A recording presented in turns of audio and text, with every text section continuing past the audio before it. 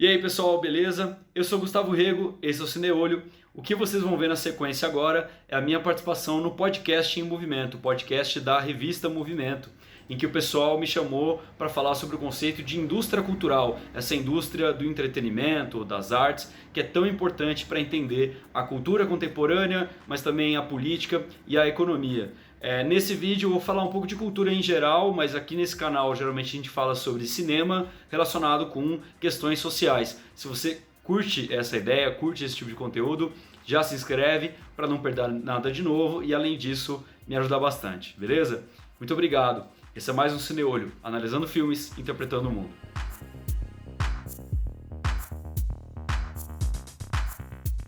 Olá, eu sou Julia Maia e esse é o podcast em Movimento. É uma missão bastante inglória pensar uma boa definição do que é cultura. É bem fácil a gente cair nas armadilhas do reducionismo quando tenta transpor em poucas palavras algo tão complexo e tão vivo quanto a cultura. Ainda que definir cultura seja difícil, não é muito difícil chegar no consenso da sua importância para a constituição das sociedades e dos próprios indivíduos. Por ser uma coisa tão obviamente relevante, quase todos os revolucionários que a gente conhece, que a gente se referencia, tiraram um tempinho das suas duras vidas para formular sobre cultura. Trotsky, Lenin, Gramsci e tantos outros reconheciam no fazer cultural uma arma poderosa que poderia ser usada tanto a favor como contra a revolução. No episódio de hoje do podcast Movimento, a gente vai falar sobre cultura e como ela se faz no capitalismo. Para isso, eu vou conversar com Gustavo Rego, mestre em Sociologia pela USP, professor e criador do canal Cineolho, que ele fala sobre cinema relacionado a questões sociais. Gustavo, obrigada por ter topado o convite de participar. Já há algum tempo eu queria fazer essa intersecção aí entre podcast Movimento e Cineolho, então valeu por ter topado fazer esse debate hoje aqui com a gente. Bom, eu que agradeço o convite, eu também queria muito fazer essa colaboração aí entre a revista Movimento e o Cineolho, e eu parabenizo também a revista por ter escolhido falar desse tema que é tão importante. Ele ainda é tratado como um tema menos importante, ignorado por muita gente, subestimado por muita gente, mas eu acho que ele é muito central para entender o capitalismo hoje e, claro, também as chances de sua transformação, né? E quando a gente fala sobre cultura no capitalismo, já para a gente começar o debate, acho que tem várias formas possíveis, e uma forma que eu particularmente gosto muito é partindo de conceitos, né? Acho que a gente pode partir de um viés histórico, a gente pode partir de um viés conceitual, eu particularmente gosto disso. E um conceito que historicamente se fez muito relevante quando a gente debate cultura e capitalismo é o de indústria cultural.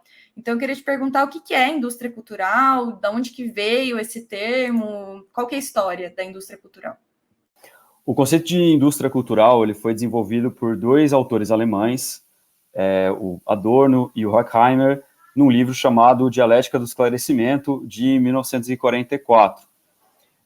Esses autores, eles viveram no nazismo, né? Veja que esse livro foi escrito durante a Segunda Guerra Mundial, e eles estavam tentando entender de que forma, aliás, não só eles, mas como todos os outros autores da Escola de Frankfurt, estavam tentando entender como foi possível surgir esse fenômeno bizarro, absurdo, que foi o nazismo.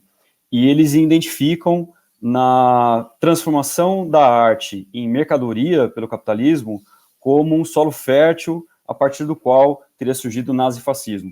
E eles, nesse momento, estão exilados nos Estados Unidos, e eles observam como também essa cultura criada pela indústria cultural nos Estados Unidos também poderia gerar o mesmo fenômeno num país liberal. Então, é mais ou menos isso. E o que é que significa esse contexto em que surgiu esse conceito? E o que é indústria cultural, afinal?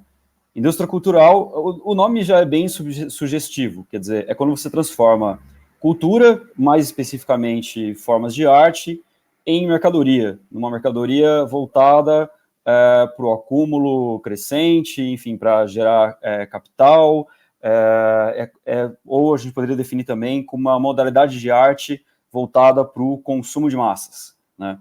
Então, obviamente, a primeira coisa que vem na nossa cabeça é a indústria fonográfica, por exemplo, né, as músicas que a gente ouve nas plataformas de streaming hoje em dia, ou nos discos que a gente comprava antigamente, nos filmes que a gente vai nas salas de cinema assistir, ou assiste no streaming, Mas a indústria cultural não é só isso. Isso seria a indústria cultural propriamente dita, vamos dizer assim. Porque hoje em dia a indústria cultural ela permeia praticamente todas as esferas do capitalismo, porque é muito difícil você pensar uma mercadoria que não seja também uma cultura. Vamos dar um exemplo, um automóvel. Quando a Ford vende um automóvel, ela não está vendendo só a capacidade de locomoção, ela está vendendo um certo ideal de virilidade, né, um certo ideal de força, de sucesso, de status social, etc. E ela vende isso por meio das suas propagandas, né? O design do carro também é pensado dessa forma. Então, praticamente todas as mercadorias hoje, elas são muito mais indústria cultural do que a função mais específica delas, entendeu? E ainda mais hoje em dia com redes sociais, né? Com as redes sociais, então a gente está imerso na indústria cultural praticamente o tempo todo, porque, quer dizer, pensa todo o lazer de um trabalhador, de qualquer pessoa no mundo hoje. É muito difícil você pensar algum momento de lazer que não seja mediado pela indústria cultural. As pessoas o tempo todo estão ali jogando videogame, vendo redes sociais, assistindo um filme ou algo desse tipo. Então, é uma indústria bastante essencial para o capitalismo atualmente. Até mais do que era na época em que eles escreveram, né? Uma pergunta poderia surgir também, quando é que surgiu a indústria cultural? A indústria cultural surge no final do século XIX, mais ou menos, né? Quando você tem o desenvolvimento, por exemplo, do cinema, a criação do cinema, a criação da indústria fonográfica, a capacidade de gravar músicas e depois vendê-las, a invenção da fotografia, a capacidade de fazer impressão com alta qualidade para criar pôsteres, revistas ilustradas e tudo isso, né? Isso cria essa possibilidade de reproduzir a obra de arte de maneira indefinida, em escala industrial. Reproduzir a obra de arte em escala industrial. Isso é uma transformação muito importante. E olha só que curioso, a criação da indústria cultural está muito relacionada também com a adoção do sufrágio universal nos países da Europa Ocidental. Mais ou menos também no final do século XIX, muitos países da Europa Ocidental passam a adotar o sufrágio universal masculino. Isso faz com que a política passe a ser um fenômeno mais de massas, né? A política seja discutida nas massas. E a necessidade de ter que dialogar com amplas massas para fazer propaganda, para convencer de um certo discurso, esteve lado a lado do desenvolvimento da indústria cultural. Então, é realmente uma característica muito marcante do capitalismo e que se intensifica cada ano que se passa. Hoje em dia, eu acho que o capitalismo a indústria cultural é até mais importante no capitalismo hoje do que era na época em que esses autores conceituaram sobre ela. E você falou sobre cultura de massas também, isso é um ponto que eu queria te perguntar, porque quando a gente fala, às vezes, de massas, é muito sinônimo de povo. Então, alguma coisa de massa significa que é do povo, que o povo adere, e isso, às vezes, gera uma confusão quando a gente fala do debate cultural, e era um pouco sobre isso que eu queria te perguntar, se cultura de massas é a mesma coisa que cultura popular, por exemplo? Perfeito. Isso me leva à questão, né? Qual é o problema da indústria cultural? Né? Então, beleza, indústria cultural é a transformação da arte em mercadoria. Qual que é o problema disso? Bom, o problema é que a arte, ela deixa de ter valores por si próprios, por si mesmos, e ela passa a ter uma função, que é uma função de vender. Então, a arte, por si mesma, ela pode ser pensada como expressão da subjetividade, por exemplo, né? Como expressar uma certa visão de mundo, uma certa interpretação sobre o que é o mundo, uma certa expressão de sentimentos, né? A arte também ela pode servir para a gente imaginar mundos alternativos, né? Para a gente criticar a sociedade como está e imaginar possibilidades alternativas. Muito bem, quando surge a indústria cultural, tudo isso fica em segundo plano, porque o essencial é vender, simplesmente. E quando você quer vender, o essencial é que você não aborreça o seu consumidor. E veja só, imaginar mundos alternativos, criticar a sociedade tal como ela é, pensar os limites da sociedade, tudo isso exige um certo esforço, né? Exige você pensar suas práticas, você repensar o mundo, e isso pode aborrecer um pouco. Então, a indústria cultural ela é uma arte, é uma modalidade de arte que tenta ser de fácil apreensão. E aí, o que é de fácil apreensão, normalmente, é o que é mais conservador. Então, o grande problema é isso, em primeiro lugar. E outro problema é que a indústria cultural ela sempre tem que fingir que está vendendo novidades, mas, na verdade, ela sempre reproduz certas fórmulas prontas, porque são fórmulas que se sabe que vendem, né? Então, são os tais clichês, né? Por exemplo, num filme de terror, você ter uma boneca assassina, ou um boneco assassino, que toma o poder do nada, ou então você ter aquela cena que os sons silenciam e de repente aparece um som muito alto e você toma um susto. I can still hear that voice.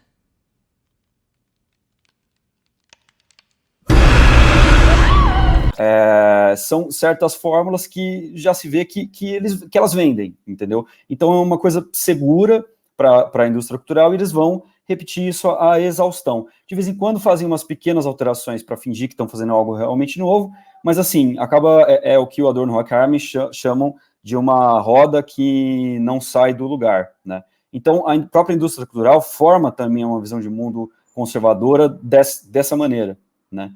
Então, aí eles dizem o seguinte, o que os defensores da indústria cultural dizem é o seguinte, mas nós vendemos aquilo que as pessoas querem ouvir ou ver, né? A gente entrega aquilo que o consumidor quer. O equívoco dessa afirmação é que ela supõe que o consumidor é sujeito, e na verdade ele não é sujeito, ele é objeto da própria indústria.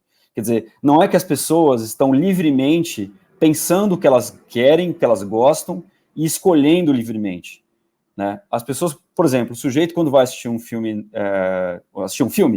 ele vai pesquisar o que tem na Netflix. Aí já tem um grande filtro, né? Porque o catálogo da Netflix é bastante restrito, não vai ter todo tipo de obra, né? Se o cara quiser ver uma obra dos anos 30 da Rússia, ele não vai encontrar, então já tem um filtro.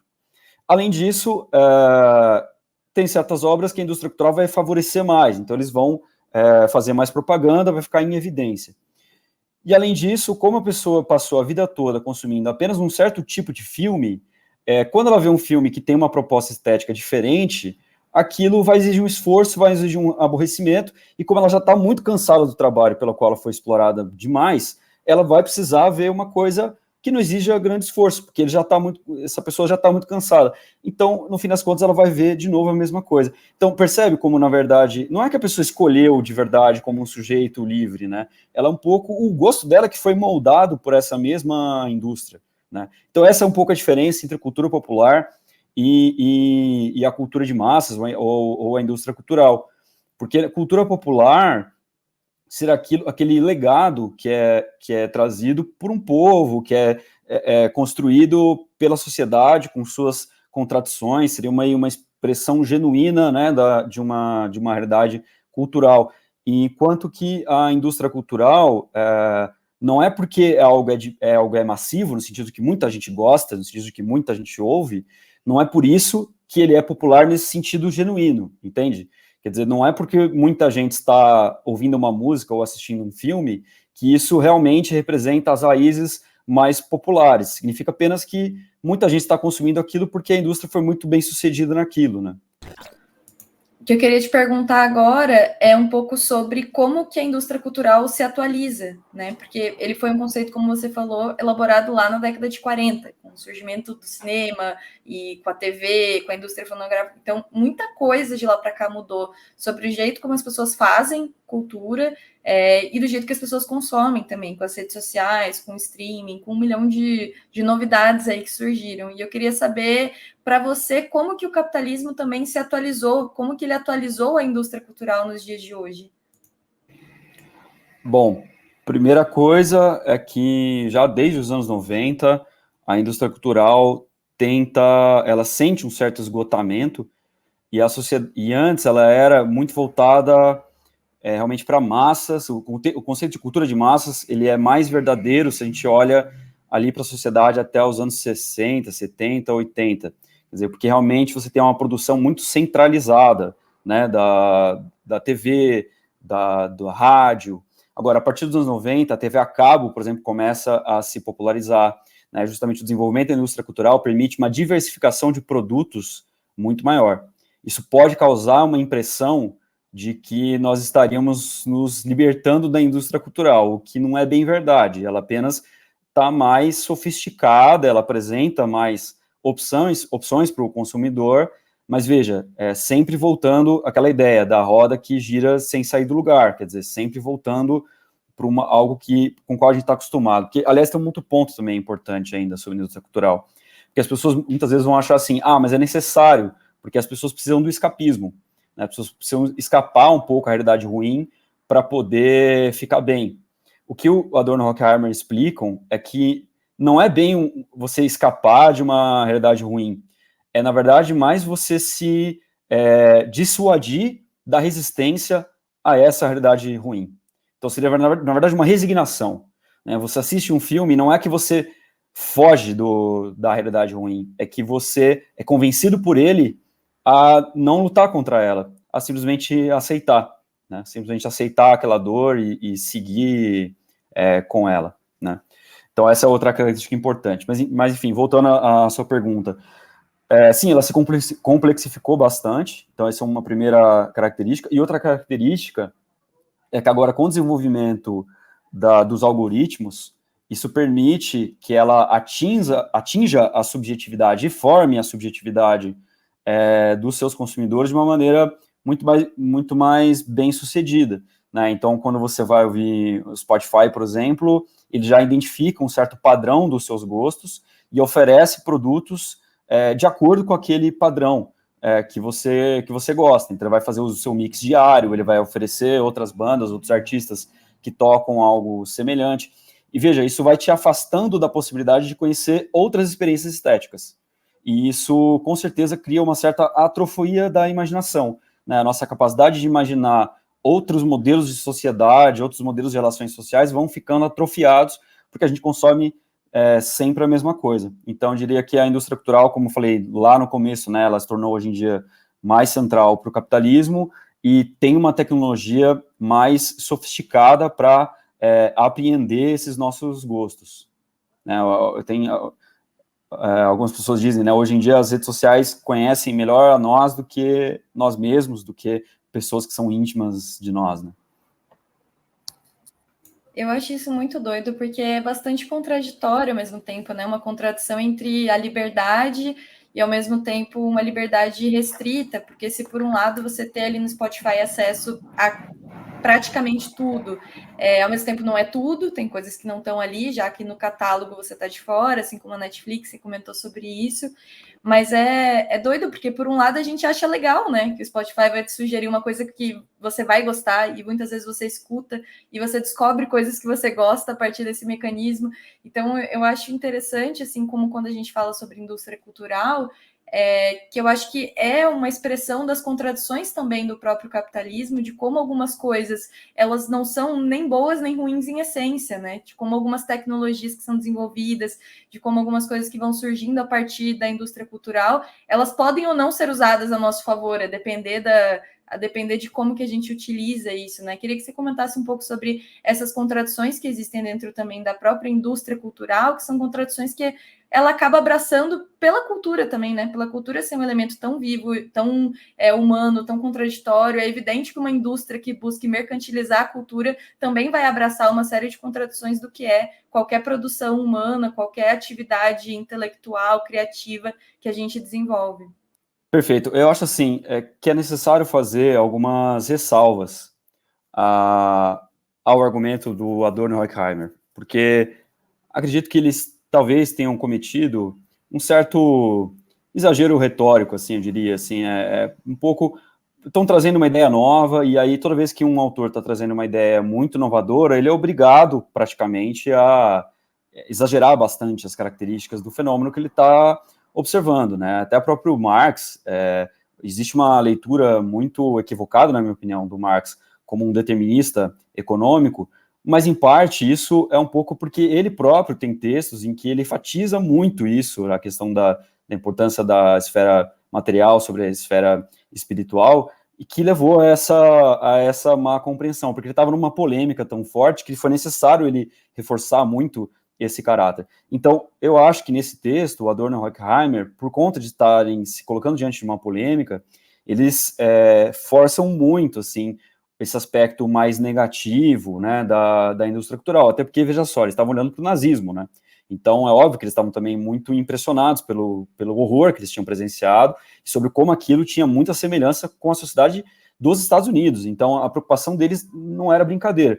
Agora, eu acho que é necessário fazer algumas ressalvas, porque a indústria cultural, quando ela precisa dialogar com os gostos do público, da classe trabalhadora, ela acaba quase que necessariamente precisando dialogar também com os direitos, com os desejos de transformação social da classe trabalhadora, né, com os desejos utópicos da classe trabalhadora, né, porque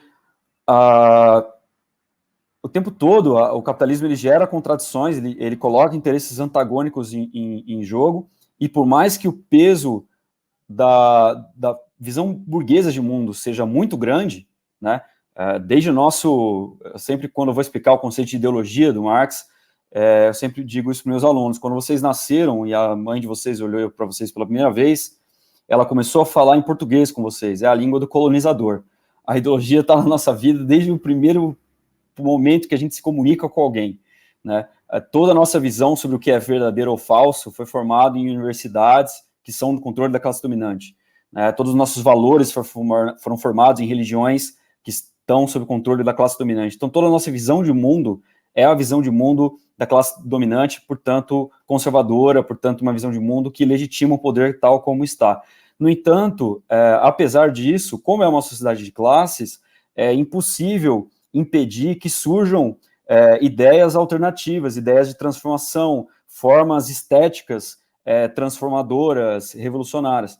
E se a indústria cultural quer dialogar com essa classe, ela vai precisar, às vezes, incorporar algumas desses desejos de transformação, dessas visões de estéticas novas, né?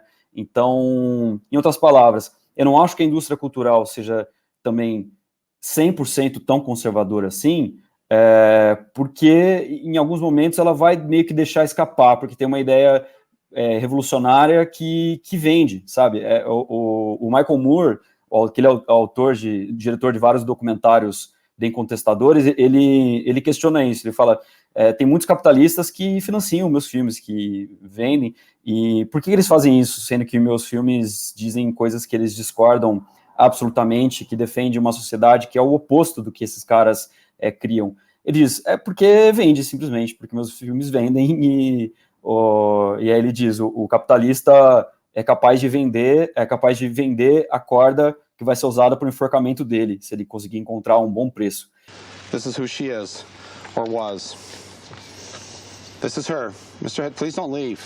Mr. Heston, please, take a look at her. This is the girl.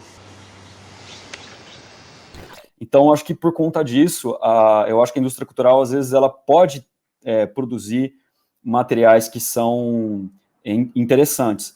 Agora, ao mesmo tempo em que ela pode distorcer esses materiais também, né? Ela pode domesticar esses anseios por transformação. Dá um exemplo que eu sempre uso, o punk, por exemplo, né? Que surge como um movimento muito de contestação, muito de revolta contra o neoliberalismo que estava ali em seu germe na Inglaterra, mas faz muito sucesso, até porque justamente dialoga com um sentimento da juventude que estava muito latente naquele momento. Faz um sucesso gigantesco na indústria cultural, e depois, aos poucos, ele vai sendo, esse desejo de emancipação, essa revolta, ela vai sendo domesticada, ela vai sofrendo transformações estéticas a ponto de você ter uma consequência do punk que já é bem menos radical, que mantém um pouco da estética, mas que basicamente já não tem mais um pouco da estética não, mantém um pouco de fenômenos externos, mas já não tem mais aquele mesmo conteúdo revolucionário, aquele conteúdo de transformação que tinha na sua origem. Então existe essa capacidade de domesticação, ou mesmo de distorção e de inversão também. Por exemplo, nos anos 60, os movimentos sociais pelos direitos civis começaram a questionar aquele moralismo que tinha sido construído na época do auge do macartismo nos Estados Unidos, que é aquela lei de censura que havia para censurar obras com temas supostamente comunistas ou polêmicos, enfim, que ferissem a moral conservadora, né? Então, por exemplo, em Hollywood, existia uma coisa chamada Código Reis, que era uma espécie de acordo entre as grandes produtoras de Hollywood de não fazer filmes que falassem de temas polêmicos, de não fazer filmes que tivessem nudez, sexualidade ou violência explícita.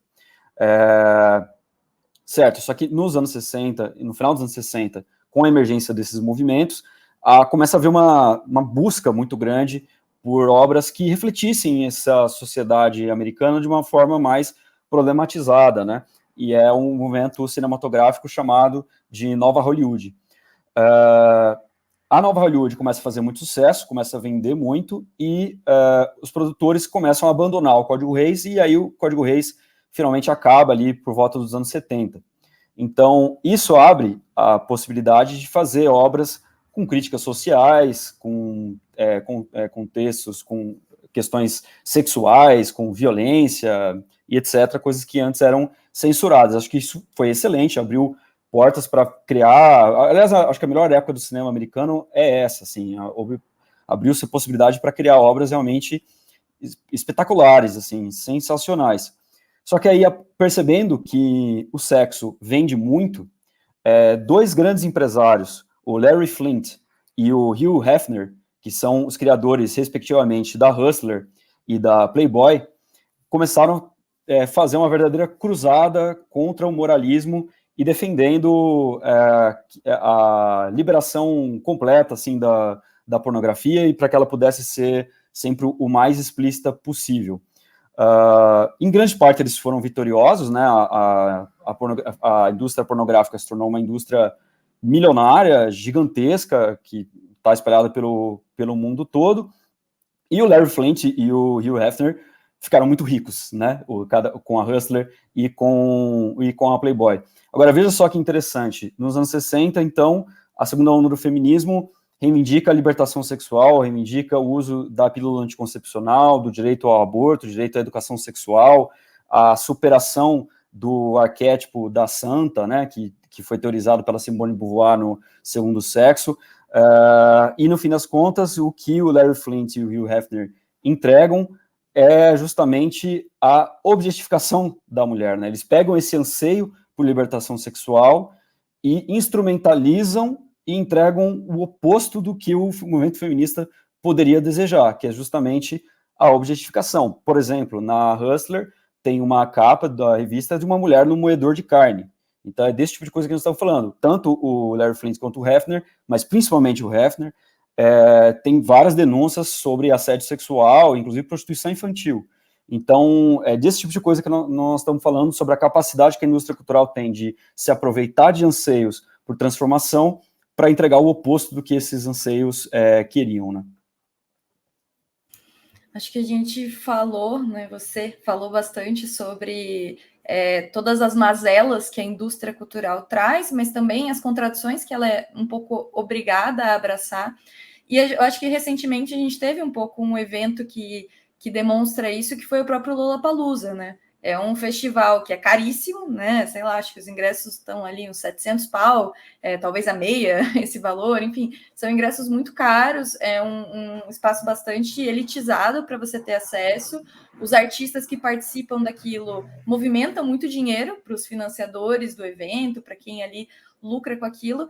E recentemente, no Lollapalooza que teve esse ano, os artistas resolveram se posicionar, pelo menos parte deles politicamente, de falar as suas opiniões, de expressar um repúdio ao governo Bolsonaro, de né, colocar isso. Acho que o Benegão foi uma das pessoas que mais se posicionou assim de forma muito contundente, e tiveram uma represália por parte disso. Então, por um lado, essa indústria incentiva esses artistas a produzirem seu conteúdo, faz com que esse conteúdo chegue a mais pessoas, porque lucra a partir disso, mas quando esse conteúdo assume, e quando os artistas, mesmo que não no conteúdo, mas resolvem assumir uma posição política mais clara, mais definida, existe logo uma represália nesse sentido de que não, pera lá, não é para isso que a gente está colocando vocês aí, não é para isso que a gente, né, está deixando vocês ocuparem esse espaço. Então, a pergunta que eu queria fazer para a gente fechar esse episódio de hoje é sobre qual que é o potencial que tem uma cultura crítica e uma cultura popular na transformação das estruturas sociais, e por que existe esse medo e toda essa represália também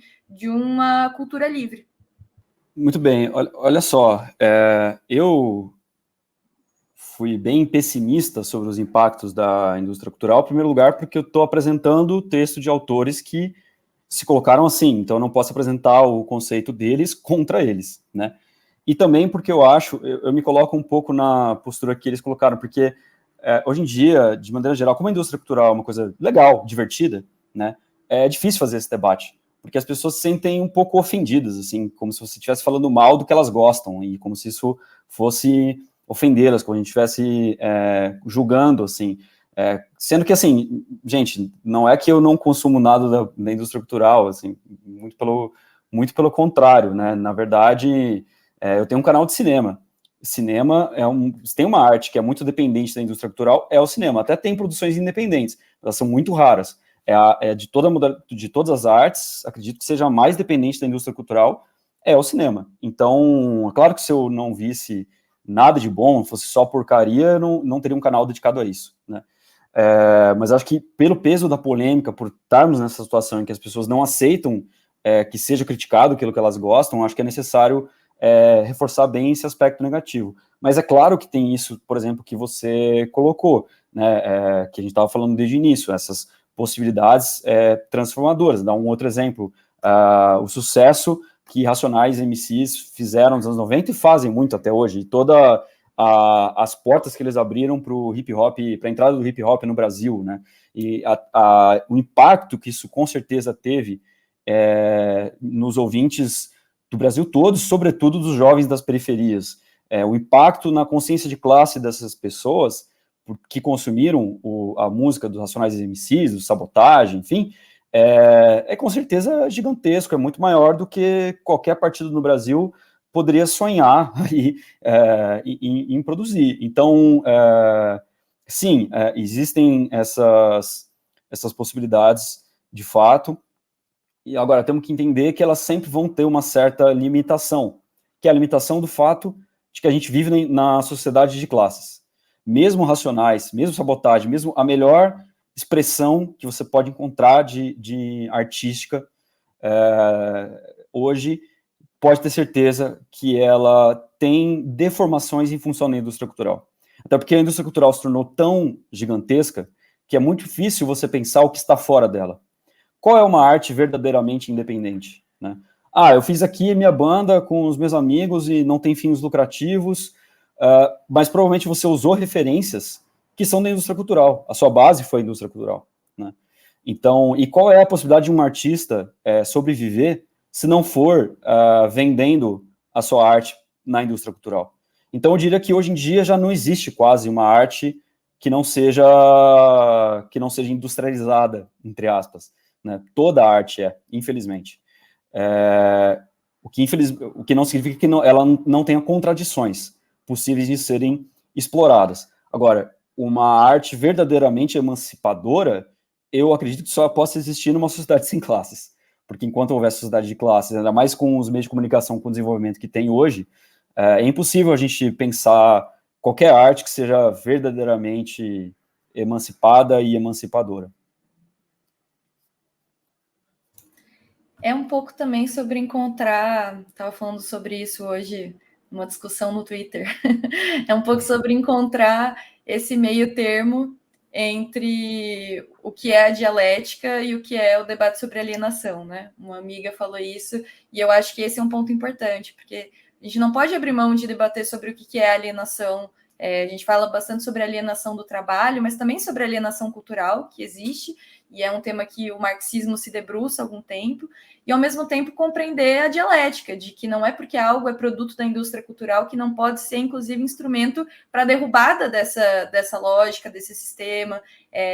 A vida no capitalismo é sempre contraditória, a vida numa sociedade contraditória é sempre contraditória, a gente não consegue ter um purismo, de viver fora dessas contradições, e isso eu achei importante também, né, de você ter colocado. A gente consome produtos da indústria cultural o tempo todo e tá tudo bem, e isso não faz de ninguém menos de esquerda, menos revolucionário, menos feminista, menos qualquer coisa, porque não tem como a gente viver numa sociedade de classe sem consumir, sem produzir e sem entrar dentro dessa lógica, né? O principismo, ele acaba sendo de fato uma utopia. E a gente não está falando de utopia, a gente está falando de revolução, a gente está falando de algo que é possível de acontecer, né? Das próprias contradições do capitalismo, que a partir delas que a gente pensa na superação também desse sistema, né? Então, acho que encontrar esse meio termo entre a dialética, o debate sobre a dialética, o debate sobre a alienação, acho que é super importante, e eu acho particularmente que essa conversa que a gente teve hoje, esse episódio, foi super importante também nesse sentido. Então, me despeço aqui de você, agradeço muito mesmo pelas contribuições, pelo estudo que você tem a respeito do tema e por tudo que você trouxe aqui. Espero que as pessoas que escutem também consigam aproveitar bastante desse episódio. Eu que agradeço, Júlia. É sempre muito mais difícil pensar as coisas dialeticamente do que numa lógica formal, simplesmente, isso é isso e acabou e não tem contradições nenhuma. É sempre muito mais difícil. Só que eu acho que a gente tem que tomar cuidado, que nem o cuidado que a gente tem na política, entre não ser oportunista de um lado, né, flexível demais, sem princípio nenhum, sempre muito adequado à condição existente da consciência da classe trabalhadora, e nem, de outro lado, ser idealista, ser vanguardista, quer dizer, defender coisas que não têm nenhum pé na realidade, nenhum pé na consciência, no atual estágio da consciência de classes, ou defender coisas que são muito restritas. De certa forma, eu acho que é um pouco a leitura nossa sobre a cultura. Eu acho que, realmente, não dá para achar que é possível imaginar uma arte 100% emancipada da indústria cultural, que seria possível criá-la e fazer com que ela tenha infiltração entre a classe trabalhadora. Isso, não vejo essa possibilidade, mas também me incomoda como às vezes as pessoas acabam sendo um pouco condescendentes demais com certos produtos da indústria cultural e sem perceber o potencial conservador, o potencial de distorcer certas demandas e o potencial de realmente entregar uma arte bastante degenerada, né? Então, é isso que é um pouco essa contradição que eu gostaria que as pessoas refletissem a respeito. Muito obrigado, adorei conversar também. Me permita fazer o jabá, para as pessoas conhecerem o meu canal no YouTube, o Cineolho, youtube.com/Cineolho, que lá eu falo sobre questões desse tipo, mas mais focado em cinema. Então, muito obrigado, Júlia, adorei a conversa, espero que tenha sido bom para vocês e para os ouvintes.